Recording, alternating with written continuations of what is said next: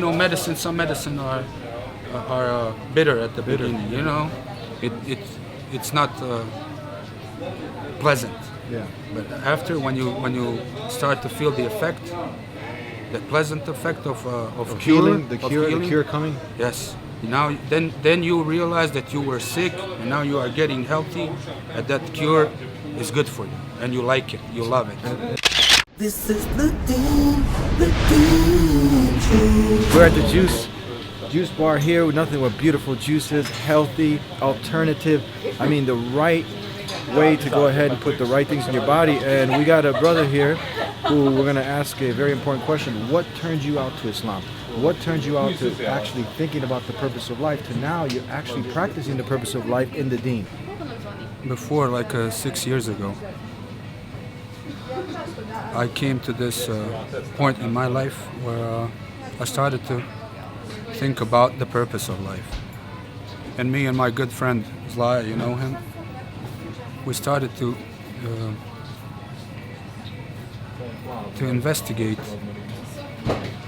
a lot of aspects of philosophy, some theories of a lot of people who do the research about the community in all different levels. And after some time we came across Islamic view on life. And coming from Muslim background, coming from a Muslim background in my family, I didn't practice Islam. I did a little bit as a kid. And it was really very interesting to me to start learning about something that was part of my family history and my history as a whole, as a person. Because, everybody called us Muslims around us. People who weren't Muslims, we used to call out Muslims among ourselves. We used to even celebrate Eids, Bayrams as we call them, and so on. But it was all of it was something I didn't quite understand, and it was folklore, because part of folklore. But then as we went into it, we reached some informations that we didn't know before. We always, like me and my brother's La, we always believed in God, in the Creator, and when we talked about it, we never denied it, and it was clear to us that this Creator was one. It was really simple to us. We accepted it very quick. But then we came to Quran. We started to find out about Quran and what it is. It is represented as a direct word from the Creator, passed through Angel Gabriel to his final messenger to humanity, Muhammad sallallahu alaihi wasallam. And then after we went into this knowledge about Quran, we start to find out that Quran is full of information which could not be known by a simple shepherd from the 7th century, or to be exact, a shepherd who used to live almost 1,500 years ago. Information about universe expanding, about planets being moving into orbit, even the sun, which was absolutely not known at the time, as we found out before. Then we came across the development of embryo in a mother's womb, exact stages of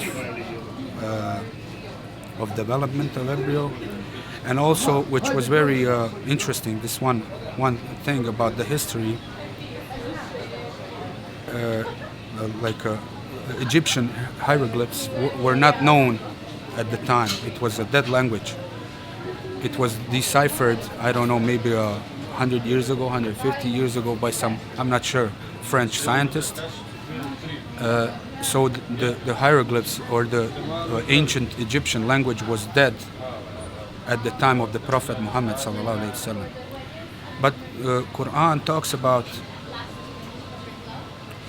the rulers of Egypt in the time of Ibrahim alayhi salam, and Quran talks about the rulers of Egypt in the time of Moses or Musa alayhi salam. And Quran talks about the rulers having a different titles. Rulers of Egypt at the time of Ibrahim alayhi salam is called, his title is king, while ruler of in the time of Musa alayhi salam is referred as Pharaoh. And historians thought that Egyptian rulers were always called pharaohs, never kings, until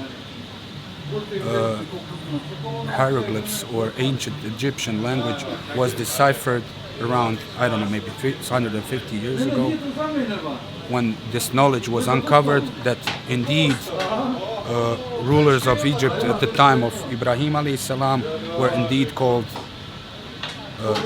kings, and in the time of Musa alayhi salam. So to keep it, not to go into the information in the Quran, one after another, led me to be convinced that this comes from the source other than a man, from the source who knows it all.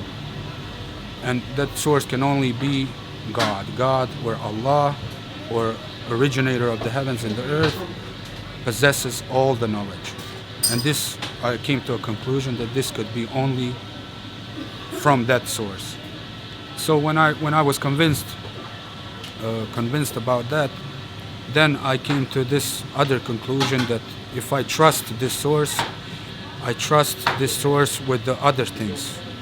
And those other things were, I have to establish salah or prayer.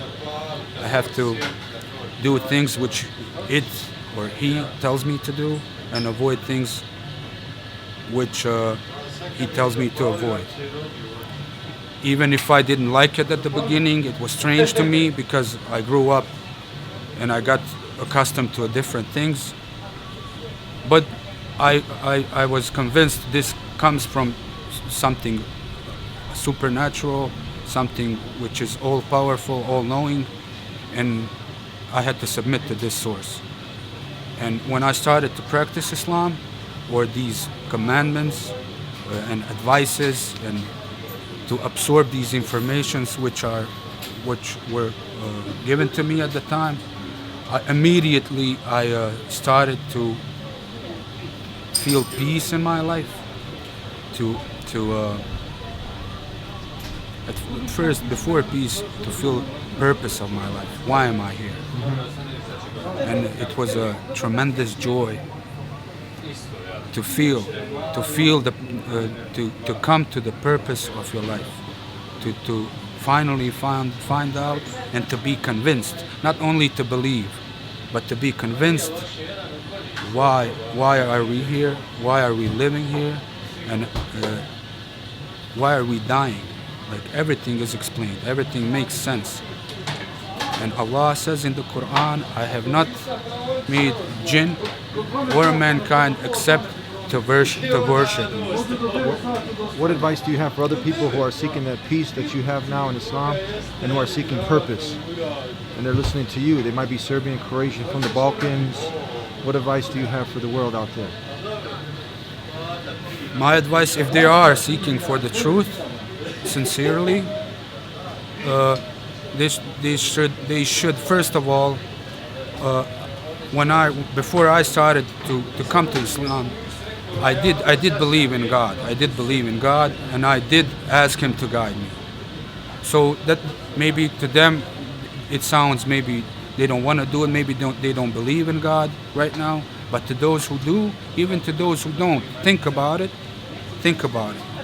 Think about the creation. Think about all of this. Everything has a purpose around you. Even this sweater on me has a purpose. So if you think you don't have a purpose, this sweater has a purpose, think again, you know.